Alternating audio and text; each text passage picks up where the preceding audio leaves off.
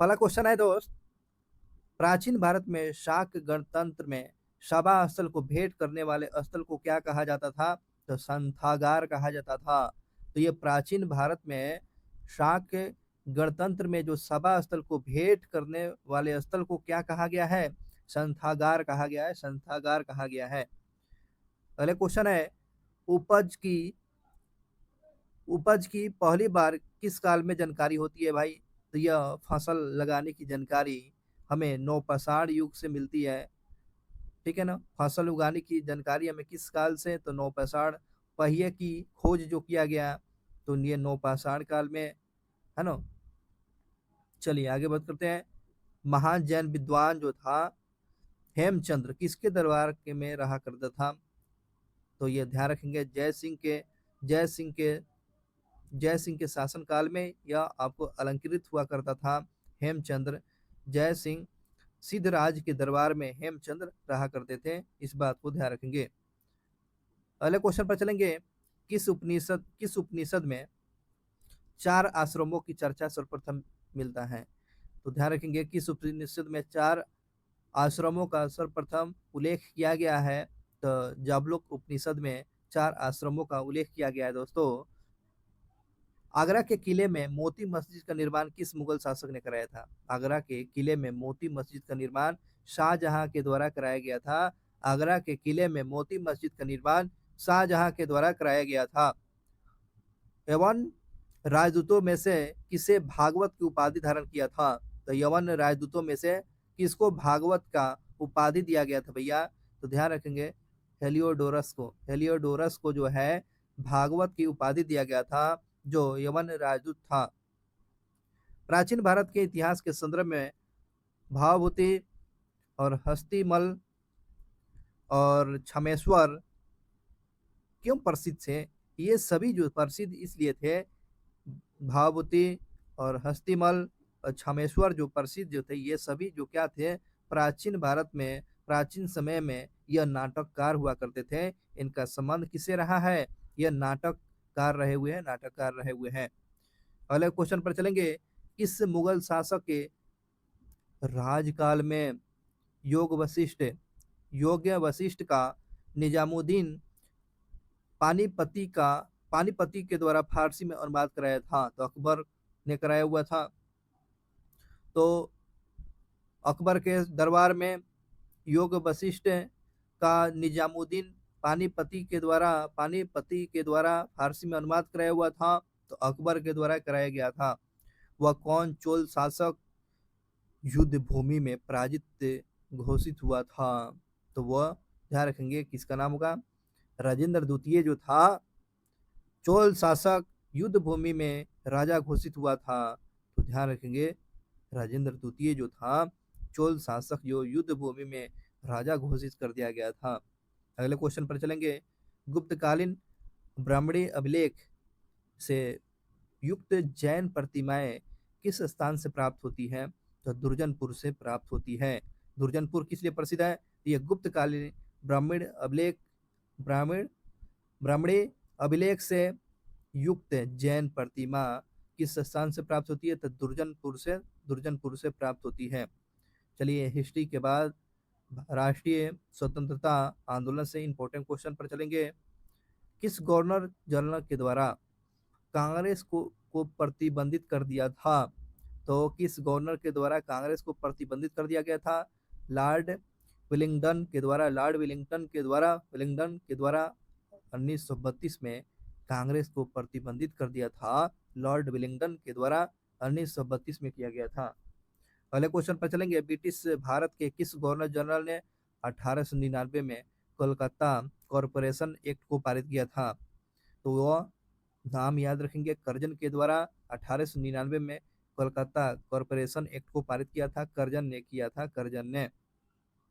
भारत सरकार के द्वारा 1919 में ILO के वाशिंगटन सम्मेलन में मजदूरों का प्रतिनिधित्व के रूप में किसको भेजा गया था? तो इसका सही जवाब होगा NM जोशी को जो भेजा गया था। 1999 में भारत सरकार के द्वारा, ध्यान रखेंगे, ILO श्रम संगठन में वाशिंगटन सम्मेलन में मजदूरों का प्रतिनिधित्व के रूप में किसको भेजा गया था? तो एम एन जोशी को भेजा गया था, एम एन जोशी को भेजा गया था। अगले क्वेश्चन पर चलेंगे। मुस्लिम लीग और भारतीय कांग्रेस के बीच में राजनीतिक गतिरोध को दूर करने के लिए सीआर फार्मूला किसने बनाया था? चक्रवर्ती गोपालाचारी के द्वारा सीआर फार्मूला बनाया गया था। क्यों? तो मुस्लिम लीग और भारतीय राष्ट्रीय कांग्रेस की राजनीति को गतिरोध को दूर करने के लिए सीआर फार्मूला चक्रवर्ती राजा गोपालाचारी के द्वारा बनाया गया था। The rise and growth of economic nationalism in India पुस्तक के लेखक कौन है? तो बिपिन चंद्र है। बिपिन चंद्र के द्वारा the rise and growth of economic nationalism in India पुस्तक के लेखक बिपिन चंद्र है, बिपिन चंद्र। आईएनए के अधिकारियों पर मुकदमा चलाया गया था। आईएनए के अधिकारियों पर मुकदमा चलाया गया था। लाल किला दिल्ली में चलाया गया था।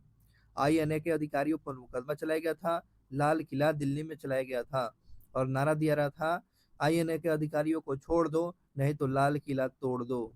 ये सुभाष चंद्र बोस के द्वारा बनाया गया था आईएनए के। अगले क्वेश्चन। मोतीलाल नेहरू और चित्तरंजन दास, सीआर दास जिसे बोलते हैं, 1923 में गठित किस पार्टी को गठित किया था? स्वराज पार्टी को गठित किया था 1923 में। मोतीलाल नेहरू और सीआर दास, चित्तरंजन दास 1923 में इलाहाबाद में स्वराज पार्टी की स्थापना करते हैं। खिलाफत आंदोलन के मुख्य नेता कौन थे भैया? तो खिलाफत आंदोलन के मुख्य नेता में मोहम्मद अली जिन्ना और शौकत अली था। अगला क्वेश्चन पर चलेंगे।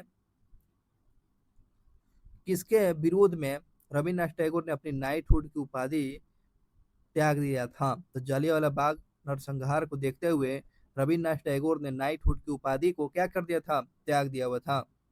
अंग्रेज को विरोध खान अब्दुल गफ्फार खान के द्वारा प्रारंभ किए गए आंदोलन का नाम क्या था? तो लाल कुर्ती। तो लाल कुर्ती किसने चलाया था? तो खान अब्दुल गफ्फार खान। चलिए अगले क्वेश्चन पर चलेंगे। भारतीय राज व्यवस्था संविधान से इंपॉर्टेंट क्वेश्चन होगा। भारतीय संविधान में लोक कल्याणकारी राज्य का उद्देश्य क्या है? भारतीय संविधान में लोक कल्याणकारी राज्य का उद्देश्य जो दोस्तों कमजोर वर्गों के कल्याण का प्रबंधन करना, यही आपको कल्याणकारी राज्य का उद्देश्य जो है कमजोर वर्गों के कल्याण का प्रबंधन करना, यही आपको भारतीय संविधान में कल्याणकारी राज्य का उद्देश्य है। मूल संविधान में राज्य को 4 अलग अलग प्रवर्गों को समाप्त करने के लिए इसकी अध्यक्षता में राज्य पुनर्गठन आयोग का गठन किया गया था। तो फजल अली के नेतृत्व में 4 अलग अलग प्रवर्गों को समाप्त करने के लिए फजल अली की अध्यक्षता में राज्य पुनर्गठन आयोग का गठन किया गया था। ध्यान रखेंगे। तो क्वेश्चन पूछ लेता है, फजल अली किससे संबंधित है? तो राज्य पुनर्गठन से संबंधित है। समादेशों में से वह कौन सा समादेश किसी अवैध व्यक्ति से सरकारी पद को बचाने के लिए जारी किया जाता है? तो ध्यान रखेंगे, अधिकार पृष्ठा जो है आपको ध्यान रखेंगे, सरकारी पद को बचाने के लिए जारी किया जाता है। कौन सा? तो अधिकार पृष्ठा जो है जारी किया जाता है। चलिए अगले क्वेश्चन पर चलेंगे। किसी व्यक्ति का अवैध निरोध के मामले में न्यायालय के द्वारा जारीकृत समावेश है तो बंदी प्रत्यक्षीकरण है। बंदी प्रत्यक्षीकरण जो है किसी व्यक्ति पर अवैध निरोध के मामले में न्यायालय के द्वारा जारीकृत समावेश जो है बंदी प्रत्यक्षीकरण है।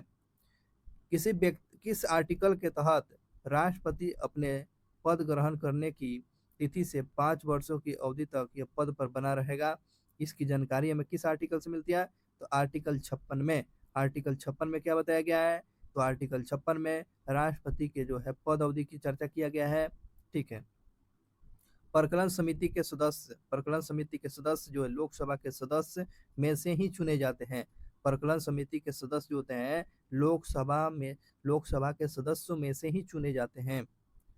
वह प्राधिकारी कौन है जो भारत के समेकित निधि से राज्य के राजस्व सहायता अनुदान पर लागू होने वाले सिद्धांतों को सिफारिश करता है?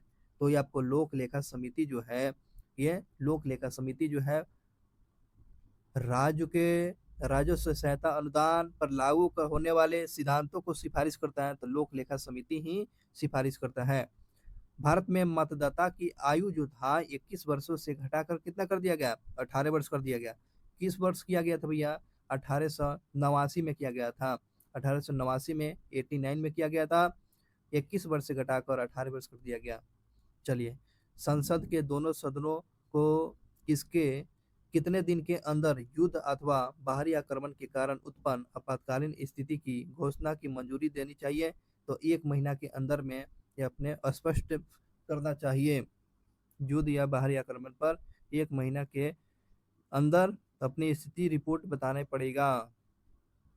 चलिए अगले क्वेश्चन की बात करते हैं। किस आर्टिकल में कहा गया है, सुनिएगा क्या कहा गया है। किसी भी व्यक्ति को एक अपराध के लिए एक बार से अधिक क्या कर सकते हैं, अभियोजन या दंड नहीं दे सकते हैं।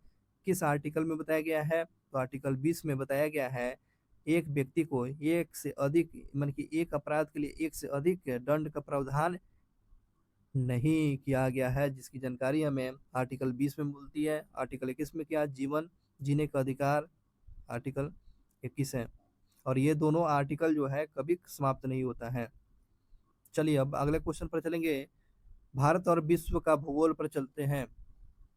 तारामंडल सप्तऋषि को पश्चिमी निवासी किस नाम से जानते हैं, तो पश्चिमी निवासी जो है तारामंडल या सप्तऋषि को विंग विंग डीपर के नाम से जानते हैं। विंग डीपर के नाम से जानते हैं तारामंडल को, जो पश्चिमी निवासी क्या बोलते हैं, विंग डीपर के नाम से जानता है। बहुत ही अच्छा क्वेश्चन था। अध सेल अधत्त सेल जिसको क्या बोलेंगे, बैथोलिस। बैथोलिस जो है, बैथोलिस के द्वारा जो है यह किसके द्वारा आकृति बनती है, बैथोलिस जो आकृति या किसके द्वारा आकृति बनती है, ठीक है ना। ज्वालामुखी गतिविधियों के चलते बैथोलिस का निर्माण होता है। बैथोलिस का निर्माण ज्वालामुखी गतिविधियों के द्वारा होता है दोस्तों। जब ग्रेनाइट चट्टानों के रूपांतरित होता है, तो ग्रेनाइट चट्टान जब रूपांतरित होता है तो उसमें क्या बन जाता है, तो जब ग्रेनाइट चट्टाने रूपांतरित होता है तो नाइस बन जाता है ना, ध्यान रखेंगे। सूर्य का अनुमानित व्यास और पृथ्वी का व्यास कितना गुना है, सूर्य का व्यास और पृथ्वी का व्यास कितना गुना है, तो 109 गुना है। सूर्य और पृथ्वी का व्यास जो है 109 गुना बड़ा है।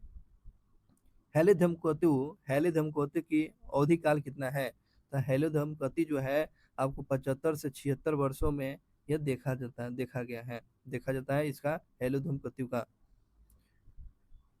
चलिए अगले क्वेश्चन पर चलेंगे। अगला क्वेश्चन पूछा गया है, दक्षिण भारत में गैंडी कोटा जिसको क्या बोलेंगे, the Hindle canal of India किस नदी को बोला गया था, पेन्नार नदी को बोलते हैं।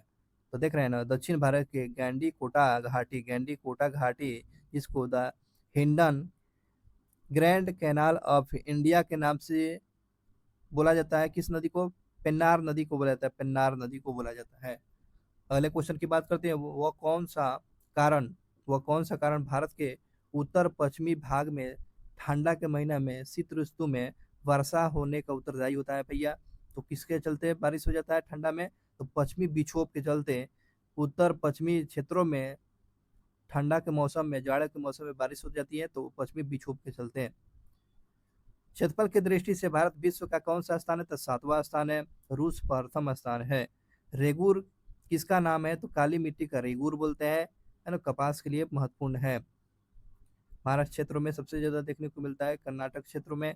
आगे बढ़ते हैं। इंट्राट्रॉपिकल कंजर कंजर कंजरेंस जोन एक निम्न वायुदाब पेटी स्थित है, तो ये कहाँ देखने को मिलती है, भूमध्य रेखा पर देखने को मिलते हैं। इंटरट्रॉपिकल इंटरट्रॉपिकल जो है यह जोन कहाँ देखने को मिलती है, तो भूमध्य रेखा पर आपको देखने को मिलती है। चलिए अगले क्वेश्चन की बात करते हैं। पर्यावरण और जैविक विविधता से संबंधित इंपॉर्टेंट क्वेश्चन है। भारत की जैव विविधता के संदर्भ में सिलोन, ठीक है ना, Ceylon frog mouth, copper smith, barbet और grey chinned minivet white throated red bust क्या है? तो ये पक्षी है। ये सारा जो है Ceylon, frog mouth, copper smith, barbet, ग्रेन ग्रे चिंड, मिनीवेट और व्हाइट थ्रोडेट रेड स्टार, ये सारा पक्षी का नाम है। रामसर सम्मेलन संबंधित है। तो आर्द्र भूमि संरक्षण के लिए रामसर सम्मेलन है, तो ये कहाँ है? ईरान में है। आर्द्र भूमि दिवस को मनाते हैं 2 फरवरी को। आर्द्र भूमि दिवस मनाते हैं 2 फरवरी। वेटलैंड दिवस सबको 2 फरवरी को मनाते हैं। भारत में सबसे अधिक जैव विविधता संपन्न क्षेत्र कौन? तो पश्चिमी घाट जो है भारत का सबसे ज्यादा जैव विविधता किस क्षेत्र में देखने को मिलता है? पश्चिमी घाट में। जैविक और अजैविक संगठनों के मध्य बिचौलिया का काम कौन करता है? तो जैविक और अजैविक संगठनों के मध्य में बिचौलियों का काम कौन करेगा? उत्पादक काम करेगा दोस्त, उत्पादक काम करेगा। बुक्सा ये पश्चिम बंगाल में है भाई। बुक्सा टाइगर रिजर्व का है, तो ये आपको पश्चिम बंगाल में देखने को मिलता है। जिम कार्बेट और राजाजी राष्ट्रीय उद्यान में वन्य जीव प्रबंधन हेतु किस पैमाने से हवाई छाया चित्र उपयुक्त है? तो लघु पैमाने वाले हवाई छाया चित्र का प्रयोग किया गया है। कैसा? लघु पैमाने वाले हवाई छाया चित्र का प्रयोग आपको जिम कार्बेट और राजाजी राष्ट्रीय उद्यान में इसका पैमाने का प्रयोग किया गया है। भारत का प्रथम राष्ट्रीय उद्यान का नाम पूछ रहा है, तो जिम कार्बेट राष्ट्रीय उद्यान जो है भारत का प्रथम राष्ट्रीय उद्यान जिम कार्बेट राष्ट्रीय उद्यान है। धूल प्रदूषण रोकने के लिए किस वृक्ष का उपयोग किया जाता है? तो धूल प्रदूषण को रोकने के लिए सीता अशोक का प्रयोग करते हैं। सीता अशोक का धूल प्रदूषण के लिए इस वृक्ष को लगाया जाता है सड़कों के किनारे। ओजोन परत दिवस आपको 16 सितंबर को मनाते हैं। मॉन्ट्रियल प्रोटोकॉल ये आपको ओजोन परत के संरक्षण के लिए बुलाया गया था। प्रतिष्ठित जो है पुरस्कार टॉयलर पुरस्कार किस क्षेत्र में दिया जाता है? तो पर्यावरण की सुरक्षा के लिए टॉयलर पुरस्कार दिया जाता है। टॉयलर पुरस्कार पर्यावरण के क्षेत्र में दिया जाता है। चलिए अगले क्वेश्चन पर चलेंगे। पर्यावरण के बाद भारतीय अर्थव्यवस्था पर चलेंगे क्वेश्चन पर। किस समिति की रिपोर्ट के आधार पर नबार्ड बैंक की स्थापना किया गया था? शिवरामन समिति के सिफारिश पर जो है 1988 में किया गया था।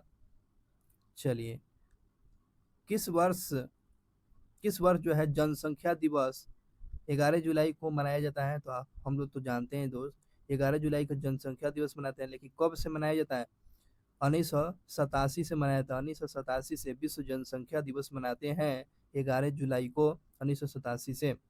देश के पहले वस्त्र पार्क या अप्रैल पार्क कहाँ स्थित है ना? देश के पहले वस्त्र पार्क या अप्रैल पार्क जो है आपको तिरुपुर जो है तमिलनाडु में जो है वस्त्र पार्क या उसी को अप्रैल पार्क बोला जाता है। तो ये आपको त्रिपुर या आपको कहाँ पड़ेगा? तमिलनाडु में है वस्त्र पार्क। नेक्स्ट क्वेश्चन की बात करते हैं। ब्रिक्स जो है नामक अंतर्राष्ट्रीय संगठन की स्थापना कब किया गया था? किस वर्ष? 2009 में ब्रिक्स की स्थापना किया गया था। ब्रिक्स की स्थापना 2009 में किया गया था। जनयांकी लाभांश के पूर्ण लाभ को प्राप्त करने के लिए भारत को क्या करना चाहिए? तो जनयांकित लाभांश को पूर्ण लाभ को प्राप्त करने के लिए भारत को क्या करना चाहिए भाई? कुशलता विकास को प्रोत्साहन करना चाहिए। कुशलता विकास को प्रोत्साहन करना चाहिए। ठीक है, अगले क्वेश्चन पर चलेंगे दोस्त। पत्रों में आने वाले डिजिटल एकल बाजार कार्य नीति क्या बोलते हैं? डिजिटल सिंगल मार्केट स्ट्रेटेजी पद किसके दिशा निर्देश पर काम करती है? तो ये आपको ध्यान रखेंगे। डिजिटल एकल बाजार कार्य नीति जो है किसके दिशा निर्देश पर काम करती है? यूरोपीय यूनियन के दिशा निर्देश पर काम करती है। डिजिटल एकल बाजार कार्य नीति यूरोपीय यूनियन है ना, यूरोपीय यूनियन के दिशा निर्देश पर डिजिटल एकल बाजार कार्य नीति काम करता है। उन्नत भारत अभियान कार्यक्रम का मुख्य उद्देश्य क्या है? लक्ष्य क्या है? ध्येय क्या है? तो उस शिक्षण संस्थानों को स्थानीय समुदाय को जोड़ना है जिसमें सुनिश्चित औद्योगिकी के माध्यम से विकास की चुनौतियों को सामना किया जा सके। यही आपको उन्नत भारत कार्यक्रम का मुख्य ध्येय है। चलिए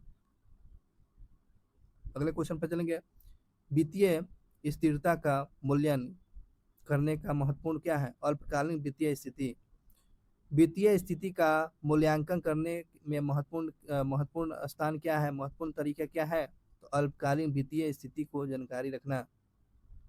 गैर बैंकिंग वित्तीय कंपनी के रूप में पंजीकृत किए जाने वाले सूक्ष्म वित्तीय संस्थान डैश के द्वारा विनियमित किया जाता है, तो आरबीआई के द्वारा किया जाता है। तो गैर वित्तीय जो है, गैर गैर बैंकिंग वित्तीय कंपनियों के रूप में पंजीकृत किए जाने वाले सूक्ष्म सूक्ष्म वित्तीय संस्थान डैश के द्वारा विनियमित किया जाता है, तो आरबीआई के द्वारा किया जाता है। अगले क्वेश्चन की बात करते हैं। स्वावलंबन कार्यक्रम, जिससे पहले नॉर्ड महिला आर्थिक कार्यक्रम के नाम से जाना जाता था, इसे समूचे देश में कब शुरू हुआ था? तो 1982-83 में स्वावलंबन कार्यक्रम, जिसको क्या बोलते हैं, नोरेड या महिला आर्थिक कार्यक्रम के नाम से जाना जाता था, इसकी शुरुआत कब हुआ था पूरे देश में? 1982-83 में हुआ था, 1982-83 में किया गया था। चलिए अब साइंस से इंपॉर्टेंट क्वेश्चन पर। केल्विन केल्विन स्केल पर 0 डिग्री का सही मान क्या होगा? केल्विन में पूछ रहा है, 0 डिग्री का मान क्या होगा? तो ध्यान रखिएगा, -273 पॉइंट नहीं, 200 माइनस नहीं होगा, 273.15 केल्विन होगा। 273.15 केल्विन होगा किसका मान? तो ये 0 डिग्री सेंटीग्रेड का मान केल्विन में बताया गया है।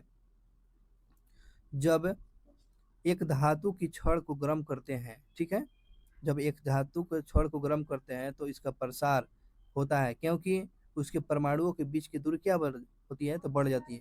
देखते हैं ना, एक छड़ को गर्म करते हैं तो दूसरे छड़ यहाँ पर सिरे पर गर्म होता है, इसके परमाणुओं के बीच की दूरी। बायोगैस मिश्रण है, तो मीथेन और कार्बन डाइऑक्साइड का ये मिश्रण होता है बायोगैस। कौन सा पद सबसे सटीक के रूप में दूध से दही बनने पर क्या घटित होता है, इसका वर्णन करता है? तो आपको क्या होता है भाई? प्रोटीन विकृतीकरण, प्रोटीन विकृतीकरण बोला जाता है, ठीक है। और दूध से दही बनना, ये रासायनिक परिवर्तन, ठीक है, रासायनिक परिवर्तन। उसमें जो है दूध से दही बनने में कौन सा था? लैक्टिबैसिलस। आगे बढ़ते हैं। हमारी हड्डी जो है और समांतर दांत जो है किस रासायनिक पदार्थ से बना हुआ है? तो ध्यान रखेंगे, ट्राई कैल्शियम सल्फेट से बना हुआ है। ट्राई कैल्शियम सल्फेट से हमारे हड्डी और दांत बना हुआ है। दांत के चमक जो होता है इनामिल के चलते वो चमकता है, देखते हैं ना कितना शाइनिंग दिखता है इनामिल के। मिनी माता बीमारी जो है प्रदूषक के द्वारा उत्पन्न होता है, किसके देता है? पारा के द्वारा। पारा के द्वारा जो है मरकरी, इसी को बोलते हैं मरकरी या पारा, ठीक है ना। मिनी माता रोग। एक स्वस्थ व्यक्ति जो है, एक स्वस्थ व्यक्ति डैश ग्राम प्रति मिली हीमोग्लोबिन रक्त में होना चाहिए।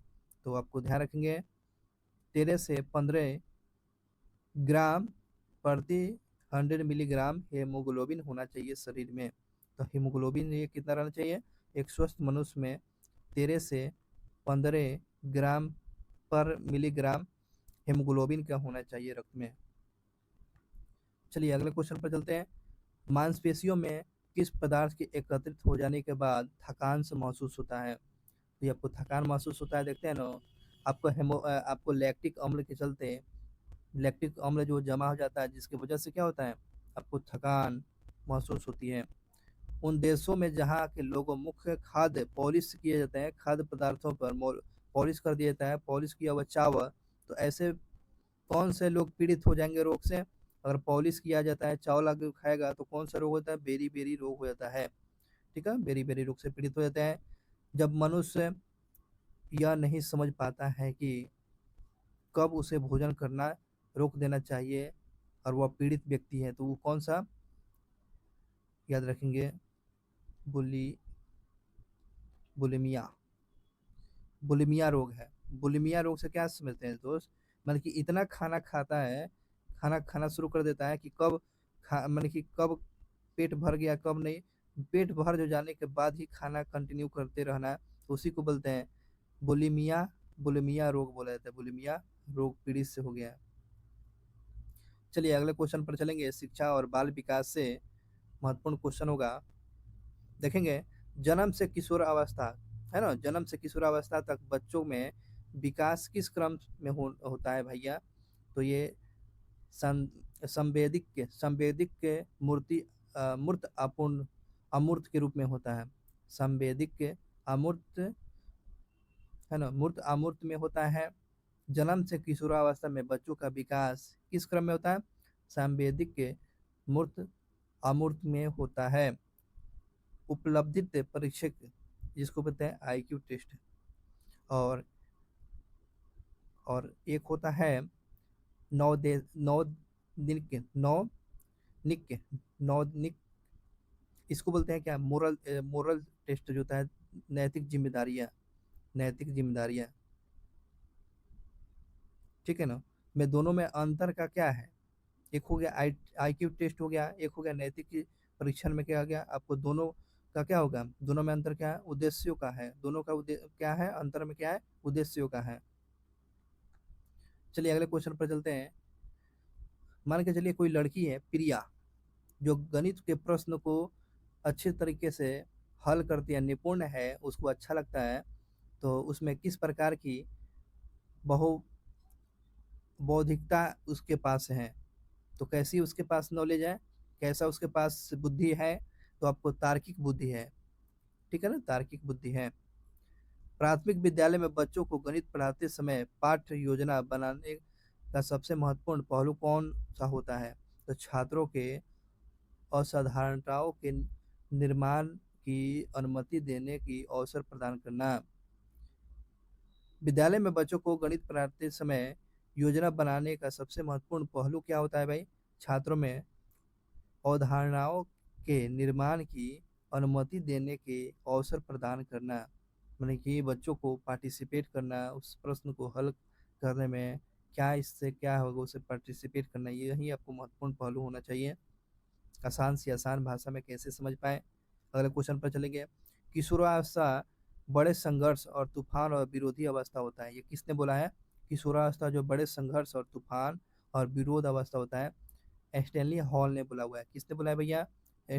स्टैनली हॉल ने बोला हुआ है किशोरावस्था बड़े संघर्ष और तूफान विरोध की अवस्था होता है। स्टैनली हॉल का ये स्टेटमेंट था। और देखेंगे एरी एक्शन, एरी एक्शन एक्शन के अनुसार वह कौन सी अवस्था में बालक अधिक पहल करता है, लेकिन बहुत सशक्त भी हो सकता है, जो दोष भावनाओं की ओर ले जाता है। तो आपको 3 से 6 वर्षों तक बनाम दोष अवस्था होता है ना। जो जो मन करेगा वही करेगा। 3 साल से लेकर आपको 6 साल के बच्चों जो होता है, ये अवस्था जो होता है, एरी एरी एरिएक्शन के मानना है, एरिएक्शन का मानना है, क्या मानना है भाई? यह बहुत सशक्त होता है, जो दोष भावनाओं की ओर ले जाता है। तो यही जो है ध्यान रखेंगे, यही 3 से 6 वर्ष के बच्चों को गाइडलाइन होना बहुत ही जरूरी होता है। यह किसके द्वारा बोला गया है? रिएक्शन के द्वारा बताया गया है। चलिए अगले क्वेश्चन पर चलते हैं। तर्क नैतिक तर्क का अवस्था सिद्धांत किसने स्पष्ट किया है? अच्छा क्वेश्चन है। नैतिक तर्क के अवस्था को सिद्धांत को किसने स्पष्ट किया है? तो लॉरेंस कोहलबर्ग ने बताया हुआ है। नैतिक तर्क का अवस्था सिद्धांत किसने दिया है? तो लॉरेंस कोहलबर्ग का ये स्टेटमेंट है, सिद्धांत है। नैतिक तर्क का अवस्था सिद्धांत किसका है? तो लॉरेंस कोहलबर्ग का है। अनुवांशिक क्रम से संबंधित प्रयोग चूहे पर किया गया था। तो अनुवांशिकी पर जो है उसको जानने के लिए किसने चूहे पर प्रयोग किया था? तो मेंडल ने प्रयोग किया था। अनुवांशिकता को जानने के लिए चूहा पर प्रयोग किया हुआ था। विकास व्यक्ति में नवीन विशेषताएं और योग्यताएं पर प्रस्फुटित करता है, यह कथन किसका है? तो हरलॉक का है। हरलॉक का यह कथन है कि विकसित विकास व्यक्ति में, विकास वाले व्यक्ति में, विकसित व्यक्ति में नवीन विशेषताएं होती हैं, बिल्कुल बात सही है। और योग्यताएं क्या होती है? बहुत ही स्मार्ट होती है ना, जिसको बोलते हैं प्रस्फुटित करता है। यह किसका मानना है, किसका स्टेटमेंट है, किसका कथन है? तो हरलॉक का स्टेटमेंट है, हरलॉक का। हरलॉक का स्टेटमेंट समझ लिए। अगले चलते हैं क्वेश्चन पर। देखेंगे जॉन पियाजे का क्या मानना है। किशोरावस्था आदर्शों की अवस्था है। किशोरावस्था कैसा अवस्था है भाई? आदर्शों का अवस्था है, आइडियल का अवस्था है, सिद्धांतों के निर्माण की अवस्था है, सिद्धांतों के निर्माण की अवस्था है, साथ ही जीवन का समान समायोजन का अवस्था है। यह किसका स्टेटमेंट था? तो जॉन पियाजे का स्टेटमेंट जो है, किशोरावस्था आदर्शों का अवस्था है, सिद्धांतों का निर्माण है अवस्था, और साथ ही जीवन का समान समायोजन है। ये जॉन पियाजे का मानना था, जॉन पियाजे का मानना था। अब बात करते हैं संप्रेषण और संचार से इंपॉर्टेंट क्वेश्चन पर चलते हैं। जब दो या दो से अधिक के व्यक्ति आमने सामने मध्यस्थ वातावरण में संदेश का आदान प्रदान करते हैं, उसको क्या कहा जाता है? तो जब दो या दो से अधिक आमने सामने जब वार्तालाप करते हैं, संदेश को आदान प्रदान करते हैं, अपनी बात को रखते हैं, इस संप्रेषण को क्या बोलते हैं? अंत व्यक्तिगत्व बोला जाता है। अंत व्यक्तिगत्व बोला जाता है संप्रेषण। जब एक समान लक्ष्य को प्राप्त करने के लिए कम संख्या में व्यक्ति जो होता है, सामान्यतः 3 से 12 या एक दूसरे के साथ अंतःक्रिया करते हैं, तो ऐसा संप्रेषण क्या कहलाएगा? तो आपको लघु समूह संप्रेषण दिख रहे हैं ना, 3 से 12 जब वार्तालाप करेंगे या अपनी बातों को आदान प्रदान करेंगे, तो इसको बोलेंगे लघु समूह संप्रेषण, लघु समूह संप्रेषण। चलिए अगले क्वेश्चन पर चलते हैं। समान मानक भाषा का उपयोग, संकुचन और आरामदायक स्वर किस तरह का संप्रेषण की विशेषता है भैया? तो औपचारिक संप्रेषण। औपचारिक संप्रेषण क्या समझ में आया? तो समान जो है भाषा का प्रयोग, संकुचन और आरामदायक स्वर, माने कि किसी की बात, तो यह किस प्रकार का संप्रेषण है? तो औपचारिक संप्रेषण है, औपचारिक संप्रेषण है। और अनौपचारिक संप्रेषण क्या है भैया? तो कठोर बोली, है ना, किसी की बड़ा कठोर बोली होती है, उपयोग या संकुचन या आरामदायक स्वर किस तरह के संप्रेषण की विशेषता है? तो अनैतिक संप्रेषण का ये संप्रेषण है। अब बात करते हैं अशाब्दिक संप्रेषण का तत्व कौन कौन सा है। तो अशाब्दिक संप्रेषण में कौन कौन से आ जाता है भैया? तो शारीरिक भाषा, है ना, शारीरिक भाषा जो है अशाब्दिक, चेहरे की भाव अशाब्दिक संप्रेषण, आप चेहरे के भाव से भी कर सकते हैं। शरीर की भाषा माने कि आप हाथ हिला कर या डिसलाइक उस कर सकते हैं, तो ये आपको क्या अशाब्दिक संप्रेषण में आता है। चेहरे की भाव, जैसे कि उस चीज को नजरअंदाज करना, उस चीज को न देखना, इग्नोर करना, ये चेहरे की भाव है। आंखों से संपर्क जो होता है, आंखों से संपर्क संपर्क भी आपको अशाब्दिक होता है, ठीक है ना। और उसके बाद प्रोक्सेमिक्स, प्रोक्सेमिक्स जो है ये आपको अशाब्दिक संप्रेषण का उदाहरण में है। चलिए यहाँ पर प्रयोग किया गया था एक शब्द का, प्रोक्सेमिक्स। प्रोक्सेमिक्स जो है क्या है, यहाँ पर पूछा गया है। इस बात का अध्ययन है कि लोग व्यक्तिगत स्थान का उपयोग कैसे करते हैं। लोग जो है इसमें जो है प्रोक्सेमिक्स जो है, लोग जो है व्यक्तिगत स्थान का उपयोग कैसे करते हैं, और अंतर्गत सम्मान और प्रभुत्व व्यक्तित्व करता है, इस बात को ध्यान रखेंगे।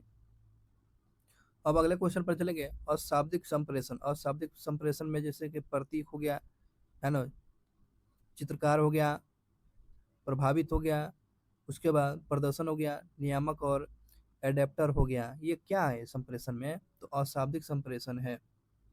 एडेप्टर अशाब्दिक संकेत है जिनका उपयोग जो है हमारे पर्यावरण के अनुकूल होने या चिंता को दूर करने के लिए किया जाता है। एडेप्टर संप्रेषण का उपयोग किस में करते हैं भैया?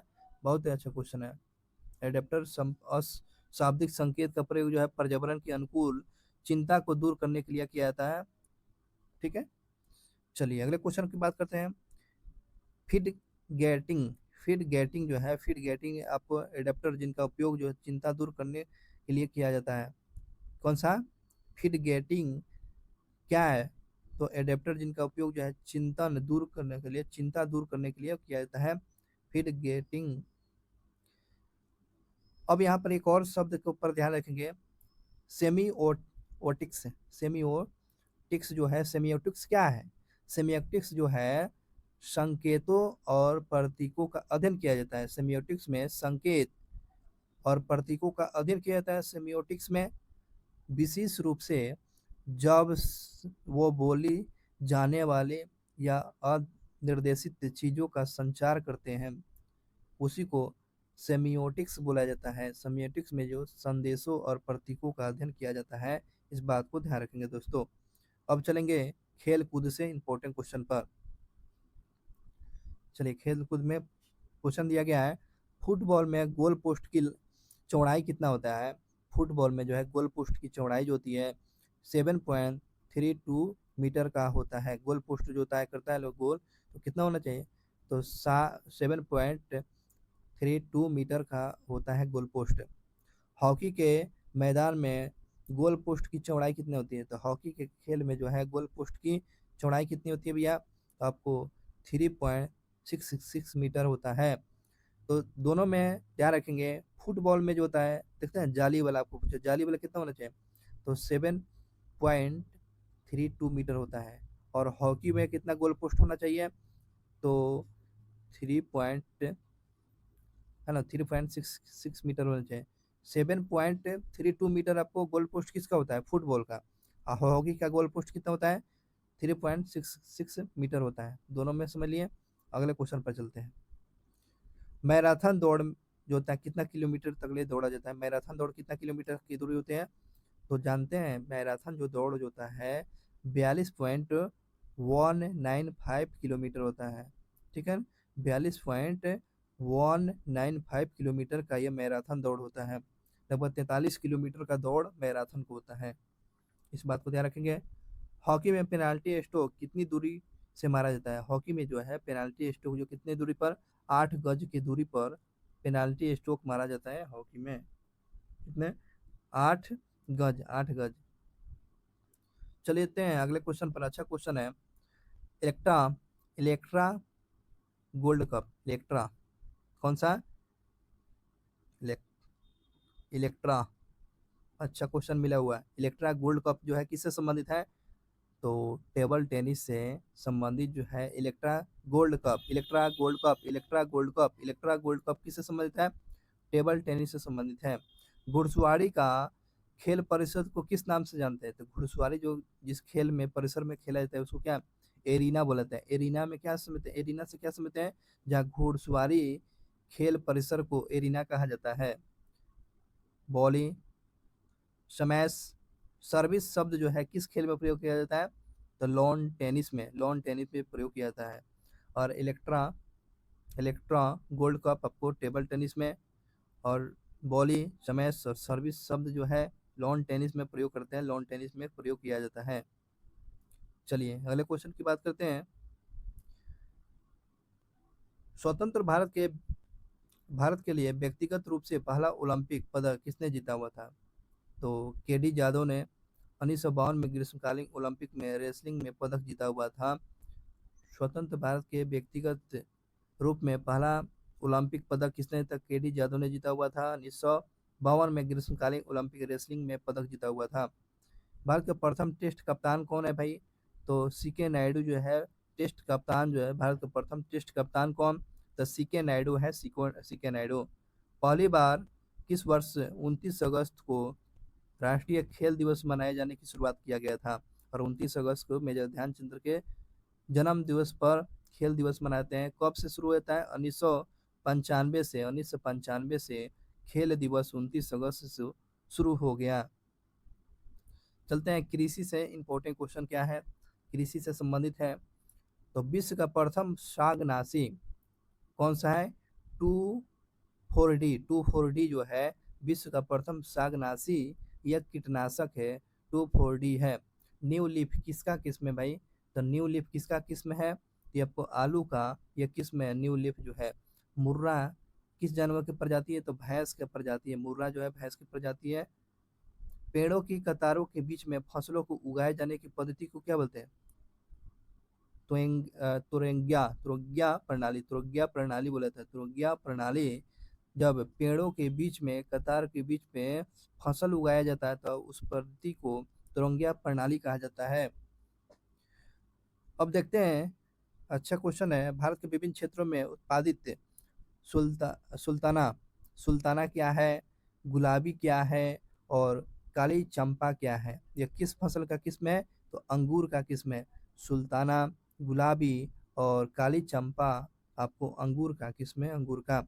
शक्तिमान और शक्तिमान टू, ये किसका किस्म है भाई? तो ये मक्का का किस्म है। शक्तिमान और शक्तिमान टू मक्का का ये किस्म है।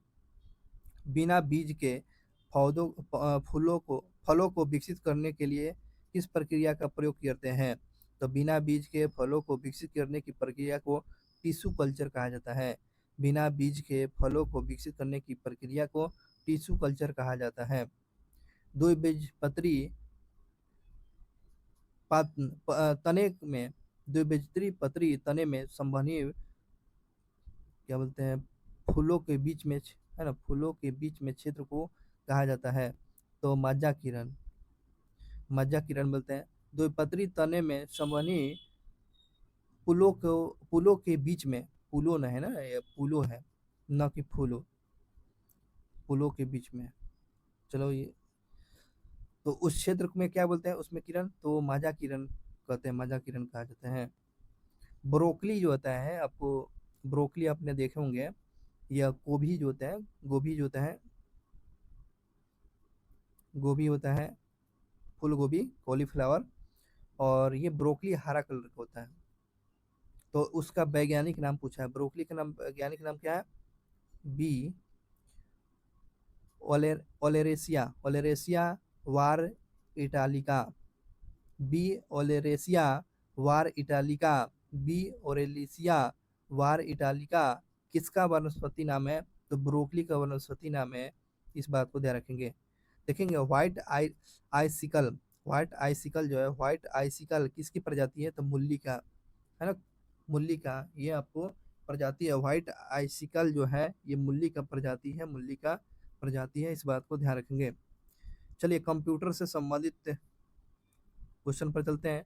सॉफ्टवेयर कोड के त्रुटियां ढूंढने के लिए किस प्रक्रिया, इस प्रक्रिया को क्या बोलते हैं? सॉफ्टवेयर जो है त्रुटियां को ढूंढने की इस प्रक्रिया को क्या कहा जाता है दोस्तों?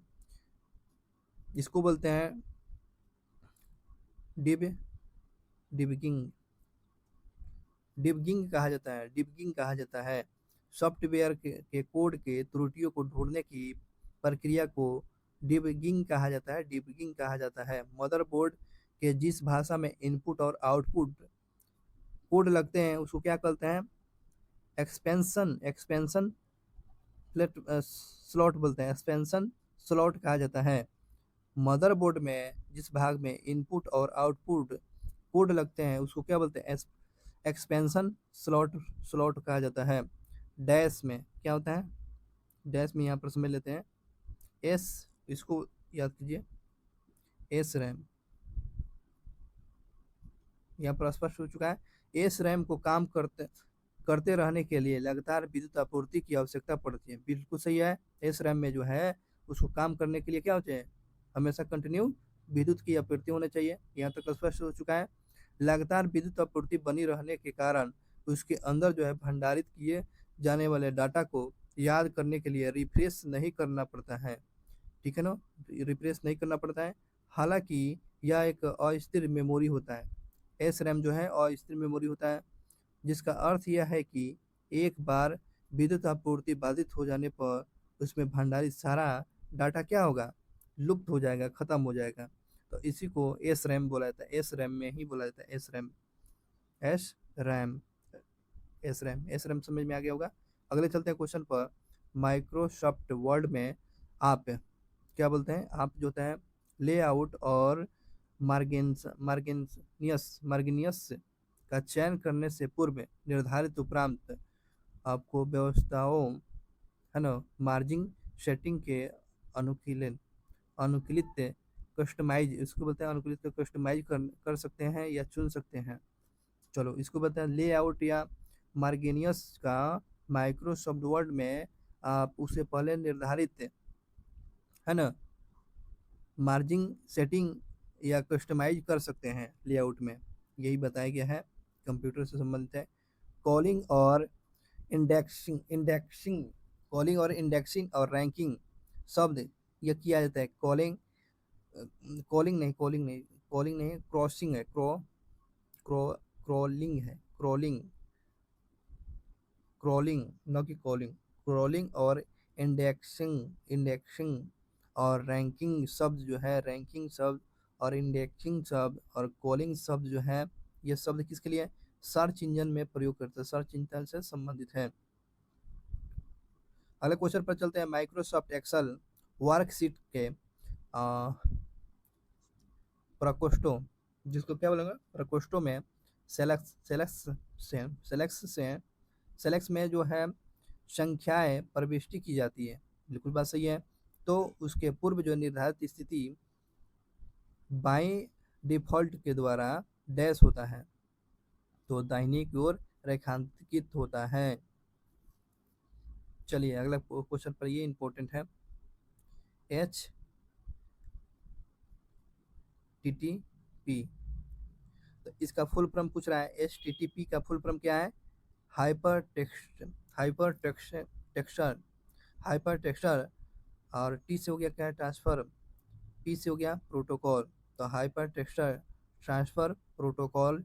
H T H T T P का पूरा नाम हो गया हाइपर टेक्सचर ट्रांसफर प्रोटोकॉल हुआ करता है, याद रखेंगे इसको। अब एक और शॉर्ट फॉर्म पूछा गया है, ओ सी आर।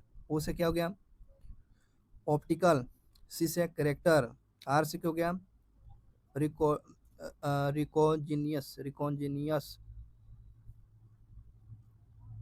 ठीक है, अगले क्वेश्चन पर चलते हैं। क्वेश्चन पूछा गया है, एक ही समय में दो दिशाओं में कंप्यूटर में डाटा भेजने के लिए कौन सा डाटा संचार विधि का प्रयोग किया जाता है, फुल डुप्लीकेट्स का प्रयोग किया जाता है। फुल डुप्लीकेट्स का प्रयोग करते हैं जब एक ही दिशा में कंप्यूटर में डाटा भेजने के लिए कौन सी डाटा विधि का प्रयोग करता है, फुल डुप्लीकेट्स का प्रयोग करते हैं। 24 से किलो वाइट बराबर होता है आपको 1 मेगाबाइट होता है। 10 से 24 जो होता है, 10 से 24 किलो बाइट बराबर क्या होता है, 1 मेगाबाइट होता है, इस बात को ध्यान रखेंगे। चलिए बीबीज में क्वेश्चन देख लेते हैं। भारत के संदर्भ में क्या है, सिल सिलाना सिला सिला लाना, इस है ना, थिलाना। ये थिलाना किसका रूप है, थिलाना एक भारत नाट्यम का रूप है। थिलाना क्या है भैया, यह भारतनाट्यम का स्वरूप है, भारतनाट्यम का रूप है थिलाना।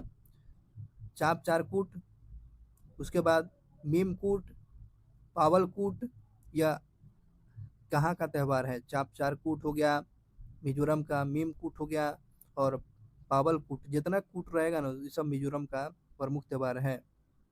ब्लैक पैगोडा, जो सूर्य मंदिर कहाँ स्थित है, तो आपको पुनः उड़ीसा में देखने को मिलता है, सूर्य मंदिर उड़ीसा में देखने को मिलता है। चलिए अगले क्वेश्चन की बात करते हैं। भारतनाट्यम कहाँ के प्रमुख शास्त्रीय नृत्य है, भारतनाट्यम पूछ रहा है, तो ये तमिलनाडु का प्रमुख शास्त्रीय नृत्य है। चंडीगढ़ के वास्तुकार कौन थे, तो ले कार्बुजियर जो था किस देश के नागरिक थे, तो फ्रांस का था। देखिए हम लोग याद किए हुए हैं, ये वास्तुकार जो चंडीगढ़ का ले कार्बुजियर जो था, लेकिन देश का किस देश का नागरिक था, यह फ्रांस का रहने वाला था, फ्रांस का। आकाशवाणी या यार ने अपने मूल नाम इंडिया ब्रॉडकास्टिंग कंपनी से काम करना कब शुरू कर दिया था, 1927 में, है ना। आकाशवाणी जो है इंडिया ब्रॉडकास्टिंग कंपनी के रूप में कब से काम शुरू कर दिया, 1927 से काम करना शुरू कर दिया। यक्षगान कहाँ का लोकप्रिय नृत्य है, तो कर्नाटक का है। यक्षगान कहाँ का, कर्नाटक का है। झाल, बिनाई, और दम मम्मा और मुरय, ये क्या है, ये कुमायूं में वाद्य यंत्र है। झाल हो गया, बिन्नई और दम्मम्मा, और मुरैयो, मुरैयो क्या है, कुमायूं क्षेत्र में वाद्य यंत्र है। अगले क्वेश्चन पर चलते हैं। गुसाई दत्त, है ना, गुसाई दत्त किस रचना का मूल नाम है, गुसाई दत्त किस मूल रचना का मूल नाम है, तो आपको सुमित्रा नंदन पंत का गुसाई दत्त जो है रचनाकार जो है मूल रूप से नाम किसका है, इनका मूल नाम क्या है, तो सुमित्रा नंदन पंत का है गुसाई दत्त। देख रहे हैं ना कितना अच्छा है क्वेश्चन। चलिए इसको याद करिए। क्या आंसर, गुस गुसाई दत्त।